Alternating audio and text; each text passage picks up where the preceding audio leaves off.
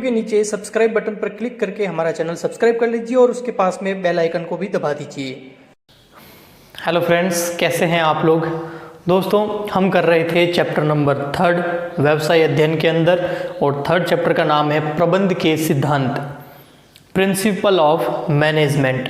इस प्रबंध के सिद्धांत नाम के चैप्टर के अंदर जो है हमने हेनरी फ्योल के 14 सिद्धांत कर लिए थे।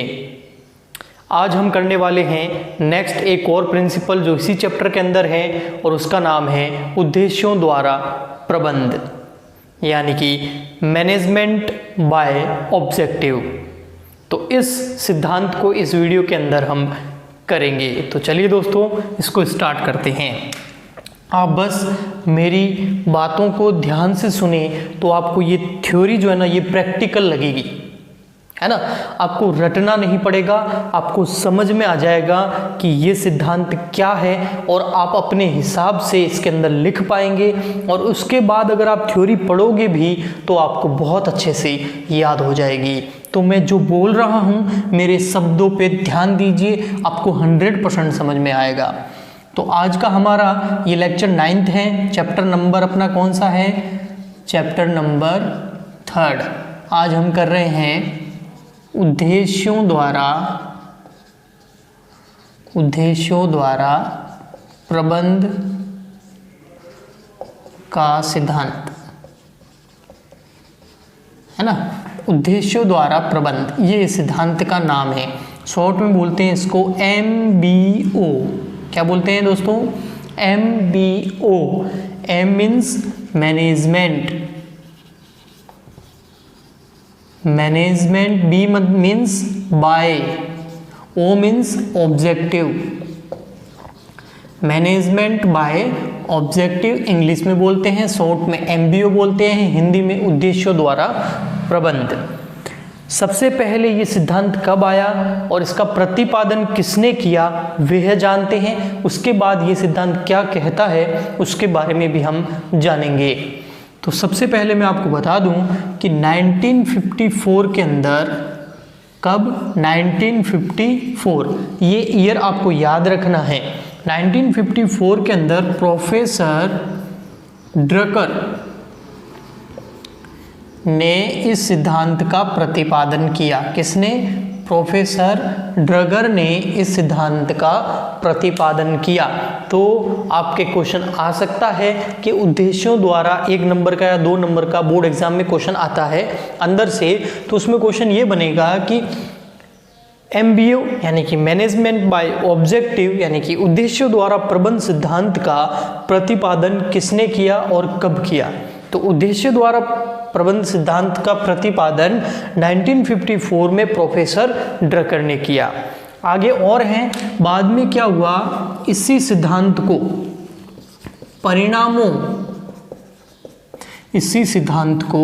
परिणामों द्वारा प्रबंध नाम से इस सिद्धांत की व्याख्या की गई। मतलब इस सिद्धांत को और अच्छे से समझाया गया और इस सिद्धांत का नाम बदल के क्या कर दिया गया? परिणामों द्वारा प्रबंध। और ऐसा किसने किया? ऐसा किया प्रोफेसर स्लेह ने। प्रोफेसर स्लेह ने क्या किया? इस सिद्धांत को पढ़ा, इसको अच्छे से समझाया और इसका नाम बदल कर क्या कर दिया? परिणामों द्वारा प्रबंध। तो परिणामों द्वारा प्रबंध और उद्देश्यों द्वारा प्रबंध दोनों ही सिद्धांत एक ही हैं। उद्देश्य द्वारा प्रबंध सिद्धांत का प्रतिपादन 1954 के अंदर प्रोफेसर ड्रकर ने किया, और बाद में इसकी व्याख्या करके प्रोफेसर स्लेह ने इसका नाम परिणामों द्वारा प्रबंध कर दिया गया। ये तो एक ऐसा पार्ट है इस सिद्धांत का जहां से 1 या 2 नंबर का क्वेश्चन बनता है, तो वो इसमें से बनेगा। अब आइए जानते हैं कि ये सिद्धांत क्या है और ये सिद्धांत क्या कहता है। ओके, तो इसको हटा देते हैं।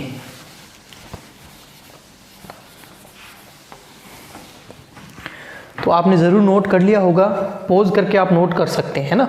अच्छा, अब आते हैं ये सिद्धांत क्या है। आपको याद हो जब चैप्टर 1 करा रहा था मैं, वहाँ पर प्रबंध की विशेषताएं आई थी।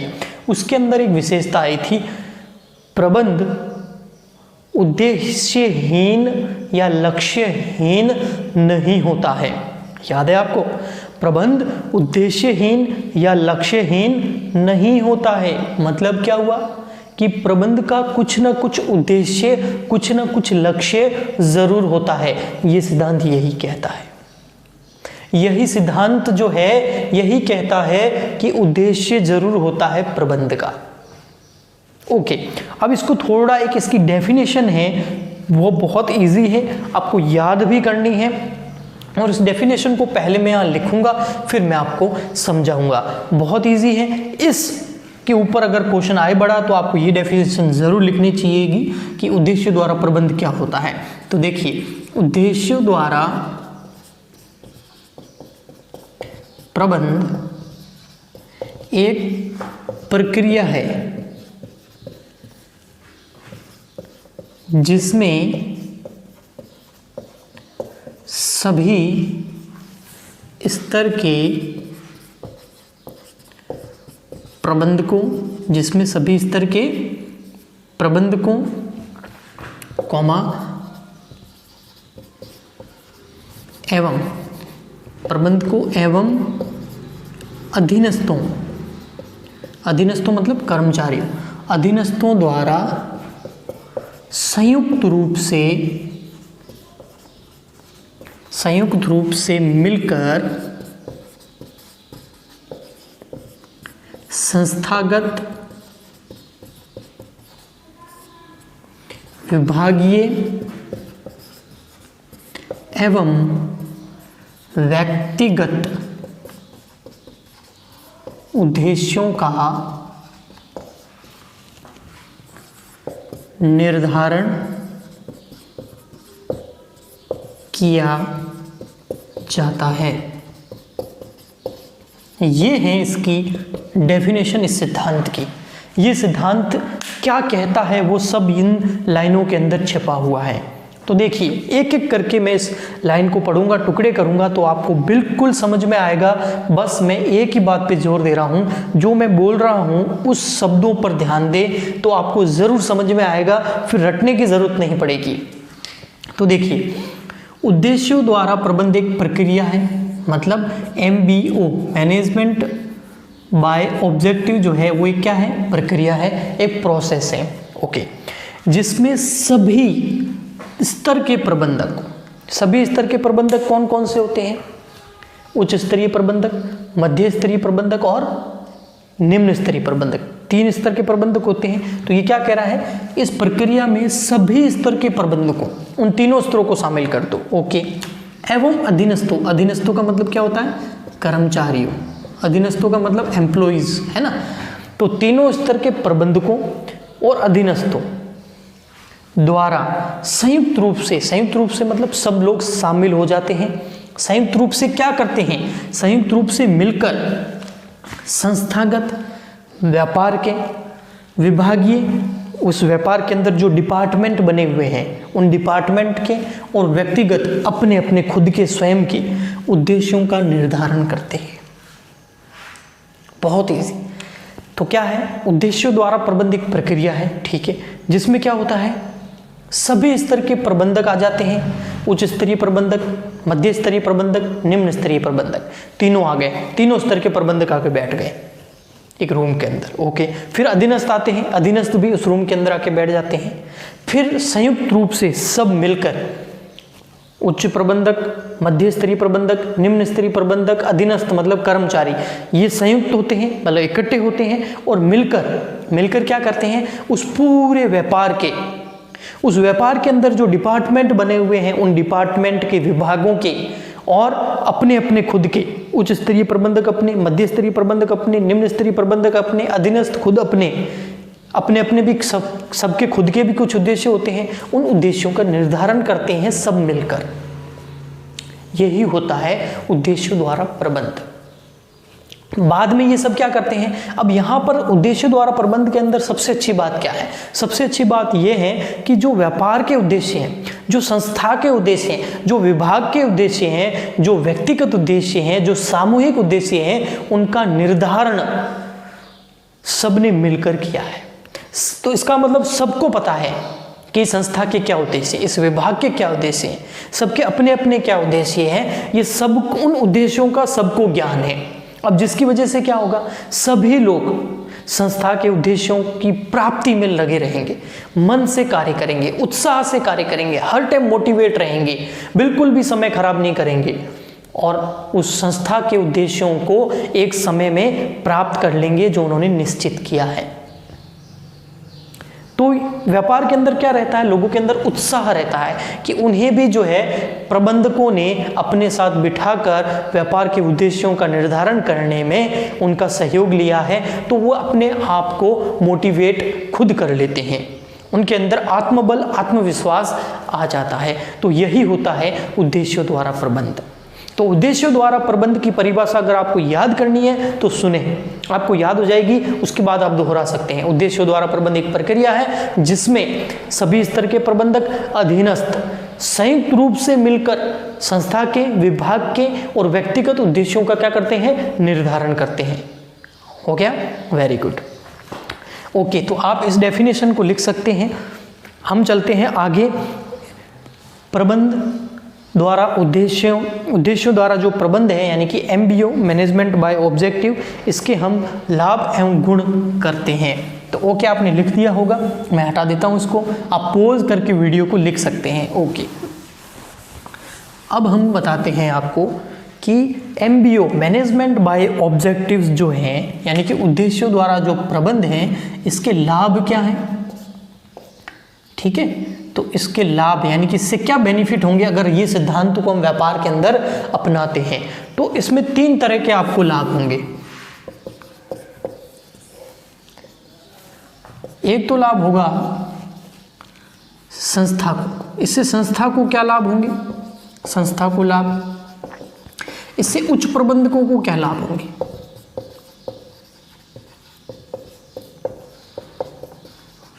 और इससे अधीनस्थ मतलब आप समझ गए हैं, इससे अधीनस्थों मतलब कर्मचारियों को लाभ। तो देखो, सबसे पहले अगर बात करें कि संस्था को अगर हम किसी भी व्यापार के अंदर उद्देश्य द्वारा प्रबंध सिद्धांत को अपनाते हैं तो इससे संस्था को क्या लाभ होगा। तो संस्था को जो है लाभ जो होंगे वो मैं लिख देता हूं। संस्था का होगा श्रेष्ठ प्रबंधन, अव्वल दर्जे का मैनेजमेंट होगा, श्रेष्ठ नियोजन मतलब अव्वल दर्जे की क्या होगी, प्लानिंग होगी उस व्यापार के अंदर। संगठन में स्पष्टता रहेगी, संगठन में स्पष्टता मतलब एकदम जो भी चीजें होगी वह सबके सामने होगी, जिससे संस्था को लाभ होगा। वचनबद्ध निष्पादन,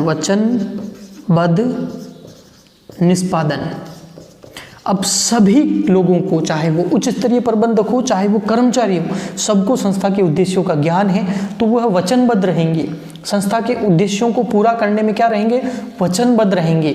मतलब वे अपना उनको ये लगेगा कि उन्होंने संस्था को एक वचन दे रखा है और उसका वे निष्पादन मतलब परफॉर्मेंस उसकी करके दिखाएंगे। तो वचनबद्ध निष्पादन रहता है। और प्रभावी नियंत्रण, काम के ऊपर हमेशा क्या रहता है, इफेक्टिव कंट्रोल रहता है, प्रभावी नियंत्रण रहता है। अब है उच्च प्रबंधकों को क्या लाभ होंगे। उच्च प्रबंधकों को जो लाभ होंगे उसमें पहला यही होगा, अगर कर्मचारियों का मार्गदर्शन करना है, क्या करना है, कर्मचारियों का मार्गदर्शन करना है, उन कर्मचारियों को गाइडेंस देनी है, अधीनस्थों को, तो उस मार्गदर्शन में क्या रहेगी, बिल्कुल आसानी रहेगी। अगर कर्मचारियों को अभिप्रेरित करना है मतलब मोटिवेट करना है, तो वो पहले से ही मोटिवेट होते हैं, तो ज़्यादा माथापच्ची की काम नहीं होता और उनको आराम से मोटिवेट किया जा सकता है। इसके अलावा क्या होगा, जो कर्मचारी काम कर रहे हैं उस कार्य का मूल्यांकन भी प्रबंधक बहुत अच्छे से और जल्दी कर सकते हैं। वैल्यूएशन ऑफ वर्क बहुत अच्छे से हो सकता है। और जितने भी विभाग हैं, डिपार्टमेंट हैं और कर्मचारी हैं, उनके बीच हमेशा क्या रहेगा बताएं, उनके बीच हमेशा रहेगा समन्वय, कोऑर्डिनेशन उनके बीच में हमेशा बना रहेगा, जिससे संस्था को लाभ होगा और शांति पूर्वक टाइम टू टाइम काम होता रहेगा। उसके बाद अधीनस्थों को लाभ की बात करें तो इनको ये लाभ होता है कि इनको जो है व्यापार के उद्देश्यों और लक्ष्यों का पहले से ही ज्ञान होता है। इनको व्यापार के जो उस संस्था के लक्ष्य हैं उनका ज्ञान इनको पहले से ही होता है, और संस्था के लक्ष्यों का ज्ञान जब पहले से ही होता है ना, तो वे व्यक्ति, वे कर्मचारी, वे अधीनस्थ उस काम में लगे रहते हैं, और अंत में जब संस्था को लाभ होगा तो कर्मचारियों को भी लाभ होगा। उनमें कार्य के प्रति संतुष्टि रहती है, वो अपने काम के प्रति क्या रहते हैं, संतुष्ट। क्यों? उन कार्यों को निश्चित करने में कहीं ना कहीं उनका भी योगदान है। क्यों? उन्होंने ही उद्देश्यों को निर्धारित किया था सबने मिलकर। निरंतर संपर्क रहता है, जो उच्च स्तरीय प्रबंधक होते हैं और जो कर्मचारी होते हैं उनके बीच में क्या रहता है, निरंतर संपर्क रहता है। वे एक दूसरे से संपर्क बनाए रखते हैं, इससे कभी भी किसी भी प्रकार की कोई भी गलतफहमी नहीं होती है। और कार्य क्षमता में वृद्धि, कार्य क्षमता में क्या होती है, वृद्धि होती है। कार्य क्षमता में वृद्धि होगी, वो तो होगी, ठीक है ना, क्योंकि वो मन से काम करेंगे तो कार्य क्षमता में अपने आप ही वृद्धि हो जाती है। तो आप इन पॉइंट्स को नोट कर लीजिए। आप इस वीडियो को पॉज करके अभी मैं हटा देता हूं और मैं बता रहा हूं उद्देश्यों द्वारा प्रबंध की क्या हानियां हैं। ये लाभ हो गए। अब MBO means management by objective, उद्देश्यों द्वारा प्रबंध की हानियां, यानी कि इससे क्या हमें डिसएडवांटेजेस हैं, हानियां क्या हैं इससे हमें। तो इससे जो हानियां हैं उसके अंदर सबसे पहला पॉइंट है उद्देश्यों के निर्धारण में कठिनाई। सबसे बड़ी प्रॉब्लम ये आती है उद्देश्यों के निर्धारण में कठिनाई। सर उद्देश्यों के निर्धारण में कैसे कठिनाई आएगी? उद्देश्य ऑब्जेक्टिव निश्चित कर लो, नहीं, इतना आसान नहीं है। ऑब्जेक्टिव्स को डिसाइड अब करेंगे, अभी करेंगे, लेकिन ये प्राप्त कब होंगे? फ्यूचर में। फ्यूचर में जाके उन उद्देश्यों की, उन लक्ष्यों की, उन गोल्स को हमें प्राप्त भी करना है। तो फ्यूचर में जब प्राप्त करना है उन उद्देश्यों का, तो कई बार पूर्वानुमान भी लगाना पड़ता है, मार्केट का सर्वे भी करना पड़ता है। तो पूर्वानुमान लगाने में, मार्केट का सर्वे करने में हो सकता है आपका पूर्वानुमान सही बैठे या ना बैठे, तो उसमें बहुत कठिनाई होती है। तो एक साथ सारे उद्देश्य निश्चित करना थोड़ा मुश्किल होता है। हाँ, अल्पकालीन उद्देश्य निर्धारित किए जा सकते हैं, लेकिन दीर्घकालीन उद्देश्यों के निर्धारण में हमेशा क्या आती है? कठिनाई आती है। संतुलन की समस्या, संतुलन की समस्या यानी कि प्रॉब्लम इन बैलेंस। किसका बैलेंस? दो तरह के उद्देश्य, एक तो होते हैं लॉन्ग टर्म और एक होते हैं शॉर्ट टर्म, यानी कि दीर्घकालीन और अल्पकालीन दोनों उद्देश्यों के बीच में संतुलन, बैलेंस बनाना मुश्किल होता है। क्यों? सारे उद्देश्य पहले से निर्धारित हो जाते हैं, तो उसके अंदर अल्पकालीन उद्देश्य भी आ जाते हैं, यानी कि लॉन्ग टर्म, शॉर्ट टर्म, और दीर्घकालीन यानी कि लॉन्ग टर्म। दोनों ऑब्जेक्टिव पहले से आपने डिसाइड कर लिया, अब उनके बीच में बैलेंस बनाकर चलना थोड़ा मुश्किल होता है। और थर्ड है बेलोचता में कठिनाई। ये अच्छा पॉइंट है। बेलोचता क्या होती है? देखो, एक तो होता है लोचदार चीज। लोचदार मतलब किसी चीज के अंदर आप बार बार परिवर्तन बाद में भी कर सकते हो, लेकिन आपने सारे objective long term, short term पहले से डिसाइड कर लिए, तो अब उन सब के अंदर चेंजेस करना थोड़ा मुश्किल होता है। तो ये इसकी सीमाएं थी, इसकी डिसएडवांटेजेस थी MBO की, मैनेजमेंट बाय ऑब्जेक्टिव की। तो आपको ये, मुझे पूरा यकीन है कि आपको ये उद्देश्य द्वारा प्रबंध का सिद्धांत अच्छे से समझ में आ गया होगा। इसीलिए आप सबसे पहले इस वीडियो को लाइक कीजिए, फिर इसको शेयर कीजिए, और अगर हमारे ये चैनल सब्सक्राइब नहीं किया है तो उस चैनल को सब्सक्राइब भी कर दीजिए, और नीचे कमेंट करके भी बता दीजिए कि आपको ये वीडियो कैसा लगा, उद्देश्य द्वारा प्रबंध आपको समझ में आया या नहीं। बाकी हम मिलते हैं अगले वीडियो में, तब तक के लिए गुड बाय, थैंक यू।